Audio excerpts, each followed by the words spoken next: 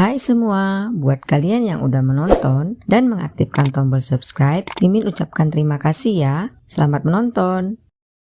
Pagi itu, saat mengangkat jemuran, bibinya kehilangan celana dalamnya, lalu bertanya pada Yebun apakah dia melihatnya.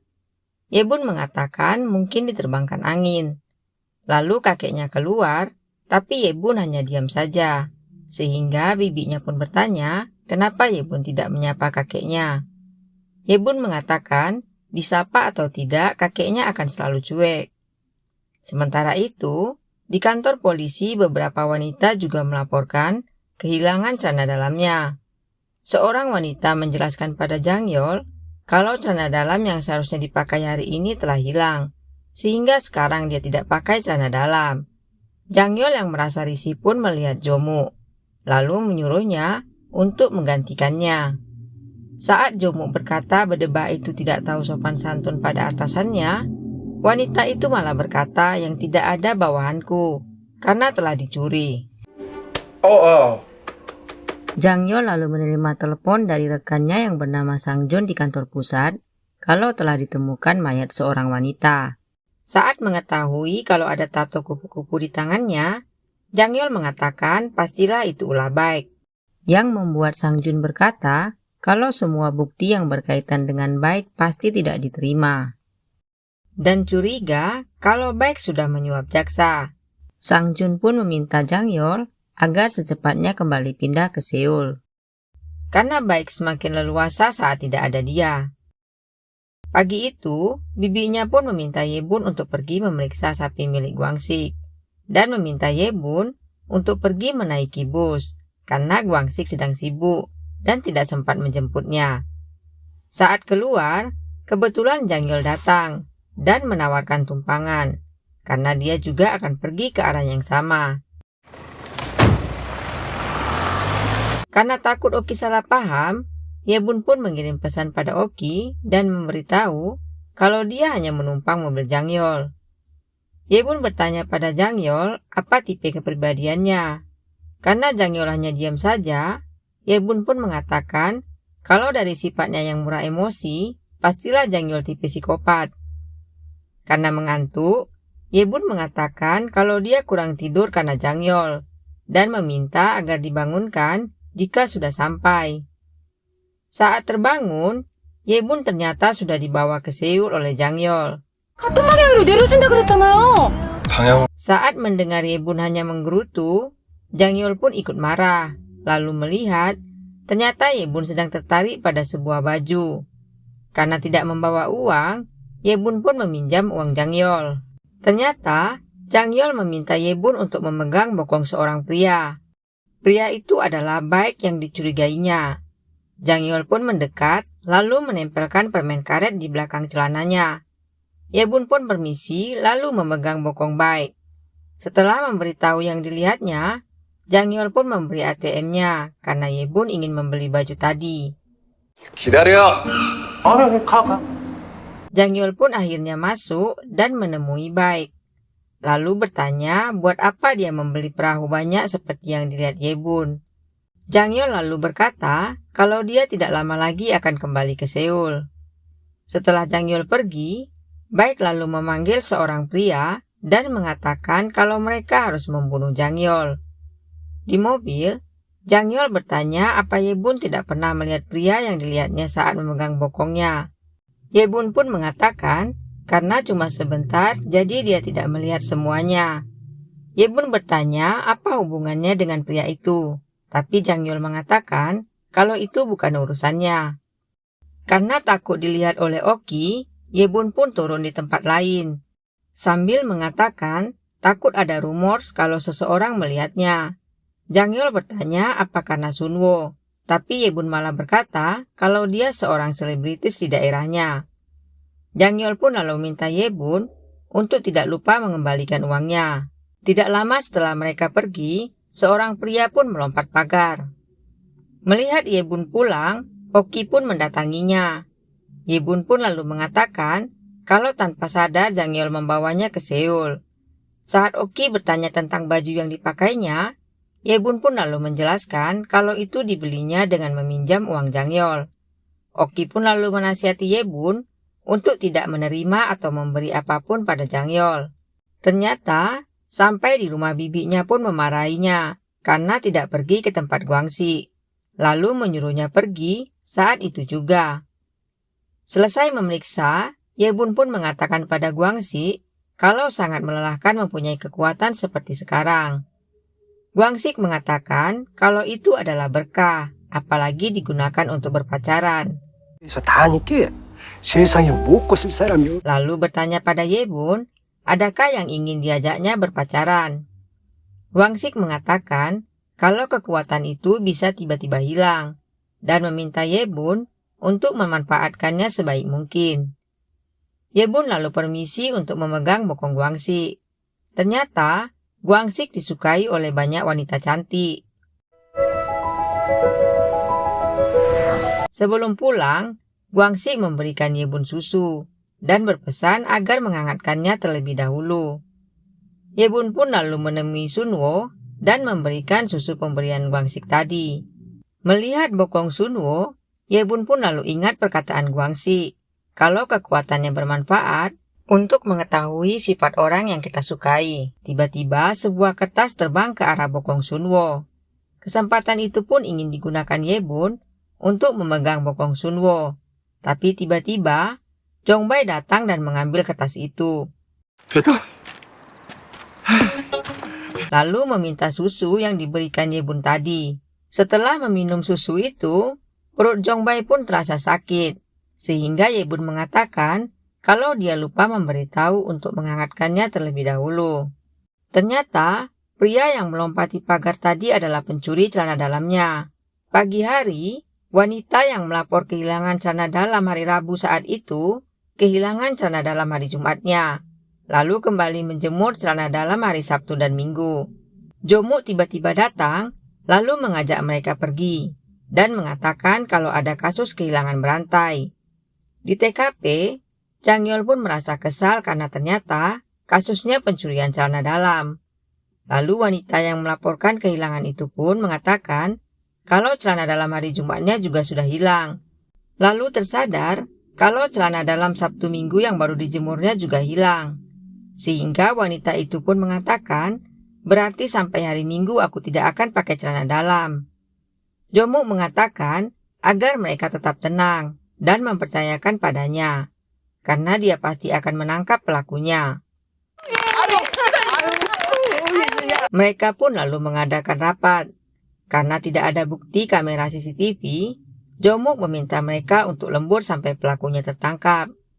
Jang Yeol pun komplain karena hanya kasus celana dalam mengapa mereka harus sampai lembur. Jomuk mengatakan kalau beraktivitas tanpa celana dalam pastilah sungguh tidak nyaman. Karena tugas mereka adalah memberi kenyamanan pada masyarakat. Malam itu, akhirnya mereka berempat pun mengintai dari dalam sebuah mobil. Jang Yeol dan Jumo pun ribut karena Jang Yeol merasa kalau tidak ada gunanya mereka menunggu di dalam mobil. Sepasang kekasih pun lewat dan ternyata itu suami detektif Na. Lalu tiba-tiba, pencuri itu pun muncul. Saat akan pergi, mereka pun lalu mengejarnya. Saat Jang Yeol kehilangan jejaknya, tiba-tiba seseorang memukulnya dari belakang. Jomuk pun menertawakan Jang Yeol, lalu meminta mereka untuk pulang, agar kembali menyusun strategi. Jang Yeol yang sudah kesal pun marah, lalu berkata tidak ada yang boleh pulang sebelum berdebak itu ditangkap.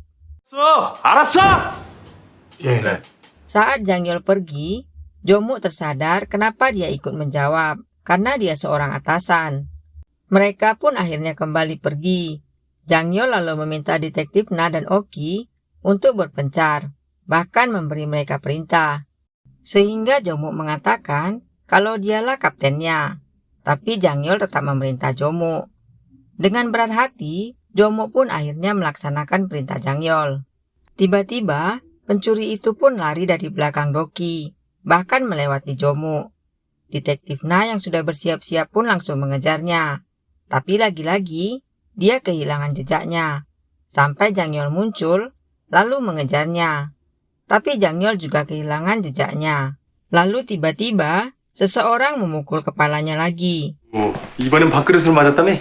개밥그릇이 Saat di kantor, melihat Jomu akan pergi, Jangyol pun melarangnya, lalu memberi perintah pada mereka untuk mengecek data para narapidana, sambil berkata mereka tidak boleh pulang sebelum pelakunya tertangkap. Lalu kembali mengatakan perkataan Jomu, bagaimana rasanya beraktivitas tanpa celana dalam. Jomu lalu mengatakan bagaimana dia seorang kapten bisa diperintahnya. Saat sedang makan, Jangyol pun memberitahu kalau sebutannya anjing gila, yang berarti sekali menggigit tidak akan dilepaskannya. Tiba-tiba seorang pria lewat, lalu dompetnya terjatuh. Saat mengambilnya, ternyata dia menggunakan celana dalam wanita. Jomu dan Jangyol pun lalu menghadangnya. Jangyol bahkan memintanya untuk kabur terlebih dahulu. Tapi ternyata pria itu tidak sanggup lari, sehingga Jangyol mengatakan melihat caranya lari berarti bukan dia. Karena Jangyol bertanya kenapa dia memakai celana dalam wanita, pria itu pun mengatakan kalau dia diberi oleh seseorang. Ternyata yang memberinya adalah Jongbai. Jongbai beralasan kalau itu digunakannya untuk menekan energi negatif pria tersebut.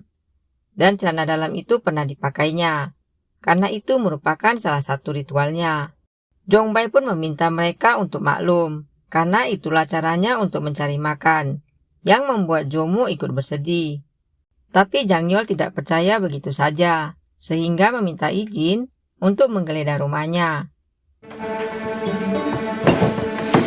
Karena tidak ditemukan bukti, Jangyol pun mengatakan kalau mereka harus tetap mengawasinya. Lalu terdengar sebuah pengumuman yang disampaikan oleh Ayah Oki agar semuanya menjemur celana dalamnya di dalam rumah saja. Ayah Oki bahkan menceritakan kalau kepala Jangyol dipukul oleh pencuri itu sampai 2 kali dan meminta masyarakat untuk menghiburnya jika bertemu. Lalu 2 orang pria datang dan menanyakan keadaannya, sehingga membuat Jangyol pergi. Bibinya pun akhirnya memberitahu pada Yebun. Tapi saat Yebun mengatakan biar polisi yang mengurusnya, bibinya mengatakan kalau itu sangat memalukan. Oki dan Yebun pun akhirnya pergi ke toko celana dalam, tapi meminta pelayannya untuk mencarikan model celana dalam yang tidak malu-maluin untuk dicuri. Saat pulang, Yebun pun mengatakan mari kita bakar celana dalam kita yang sudah usang. 이제 좀 마음이 놓인다. Pagi itu, Oki melihat Jangyol seperti frustasi, sehingga dia pun berniat untuk membantunya. Oki pun akhirnya mengumpulkan orang suruhannya, dan meminta mereka untuk lomba lari. Saat yang lain sudah berlari, seorang pria pun datang terlambat, tapi ternyata dia berlari sangat cepat. Pria itu mengatakan kalau dia seorang guru, jadi harus cepat untuk menangkap muridnya yang bolos. Jangyol lalu mendatangi Sunwo dan bertanya apakah dia pernah melihat orang asing di sekitar tempatnya. Sunwo pun mengatakan kalau ada orang asing yang baru datang ke tempatnya. Karena Jangyol bertanya siapa orangnya, Sunwo pun berkata kau orangnya. Saat di luar, Jangyol pun bertemu dengan Yebun. Yebun beralasan kalau dia ingin berbelanja. Tapi ternyata Yebun ingin menempelkan permen karet pada bokong Sunwo. Tiba-tiba Jangyol pun datang dan memukul bokong Sunwo. Jangyol lalu memanggil Yebun dan memintanya untuk memegang bokongnya, untuk melihat apakah ada orang yang terlewat olehnya. Yebun pun melihat seorang anak laki-laki yang bernama Seunggil, yang selalu berbuat onar, tapi ulang tahunnya selalu dirayakan oleh Jangyol. Sampai kejadian yang terakhir dilihat oleh Yebun. Jangyol pun marah karena Yebun melihat hal yang lain. Yebun pun kembali melihat dan mengenali pencuri tersebut. 맞다. 그 개밥그릇. Mereka pun lalu mendatangi rumah pria itu. Saat masuk ke dalam rumahnya, ternyata pria itu sadar dan melarikan diri. Jangyol pun lalu mengejar pria tersebut, dan pria suruhan Oki pun ikut membantu mengejarnya. Pencuri itu pun akhirnya berhasil ditangkap oleh orang suruhan Oki. 잡았습니다, 언니! Sementara itu, Jangyol pun bertemu dengan Seunggil dan terlihat oleh Yebun. Seunggil lalu menusuk Jangyol dan melarikan diri. Yebun berusaha untuk menelepon polisi, tapi Jangyol melarangnya. Jomu lalu bertanya pada Yebun siapa pelaku sebenarnya, tapi Yebun tidak memberitahunya. Keesokan harinya, Jomu memerintahkan Doki dan detektif Na untuk mengecek CCTV di TKP. Karena Jangyol sudah sadar, Yebun bertanya kenapa pria itu sampai menikamnya. Jangyol mengatakan untuk tidak ikut campur urusan mereka. Saat Jangyol meminta Yebun untuk pergi, tiba-tiba terdengar suara musik. Ternyata itu Oki. Yebun pun mengatakan kalau Jangyol beruntung bisa mendengarkan musik yang dimainkan oleh Oki. Tapi Jangyol malah mengatakan bahwa dia saat kau pergi. Jongbai dan Sunwo pun datang menjenguknya. Jongbai malah memberikan sebuah amplop dan ternyata berisi jimat. Lalu para tetangga yang lain pun datang bersama Doki. Doki mengatakan kalau hal ini biasa dilakukan sebelum kematian. Karena Doki mengatakan kalau Jangyol baik-baik saja, seorang pria pun mengatakan kalau dulu tetangganya juga baik-baik saja, tapi tiba-tiba meninggal. Bahkan mereka meminta minuman yang dibawa oleh Sunwo. Guanxi juga datang mengunjunginya. Akhirnya, wanita yang merasa kehilangan celana dalamnya pun datang ke kantor polisi untuk melihat celana dalamnya. Saat ditanya oleh Jomu, pencurinya itu bahkan tahu celana dalam siapa yang dicurinya. Jomu lalu melihat celana dalam yang bolong dan bertanya itu milik siapa. Karena itu milik bibi Yebun, dia pun buru-buru memukul pencuri itu. Jomu pun mencoba memisahkannya, lalu kembali bertanya kalau itu milik siapa. Sehingga bibi Yebun kembali memukulnya dan beralasan kalau itu milik orang tua. Di luar, tiba-tiba bibi Yebun pun dipanggil oleh Jomu. Bibi Yebun pun merasa baper, tapi ternyata Jomu memberikan celana dalam yang bolong tadi. Saat akan menjenguk Jangyol, Yebun bertemu dengan Juman. Lalu mereka pun bertemu kembali dengan para tetangga yang sudah selesai menjenguk Jangyol tadi. Tapi Sunwo melihat Juman dengan pandangan sedikit aneh. Saat pintu lift akan tertutup, seorang pria pun masuk. Yebun tahu kalau itu Seunggil. Karena khawatir, Yebun pun langsung menelepon Jangyol. Tapi karena tidak diangkat, Yebun pun menelepon Jumo dan memberitahunya. Yebun bahkan mengikutinya sambil memberitahu Jomu di mana posisinya. Tapi tiba-tiba, Seunggil sudah berdiri di depannya. Mengetahui kalau Yebun sudah tahu siapa dia, Seunggil pun bertanya bagaimana keadaan Jangyol. Yebun pun bertanya kenapa dia sampai melakukan itu. Karena Seunggil hanya diam saja, Yebun pun mencoba untuk kabur. Tapi Seunggil menangkapnya. Kesempatan itu pun digunakan Yebun untuk memegang bokongnya.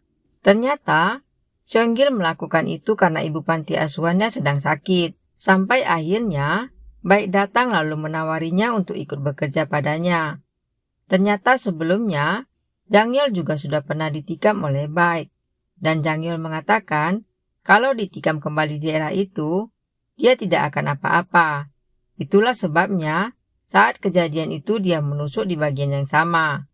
Yang membuat Yebun sadar bahwa dia tidak berniat membunuh Jangyol. Jomu pun datang lalu bertanya siapa pelakunya. Sehingga Yebun beralasan kalau dia salah melihat orang. Yebun pun lalu mendatangi Jangyol dan memberitahu kalau dia sudah bertemu dengan Seunggil. Dan memberitahu apa yang dilihatnya tadi. Seunggil tiba-tiba datang dengan penuh luka dan meminta Jangyol untuk tidak pergi.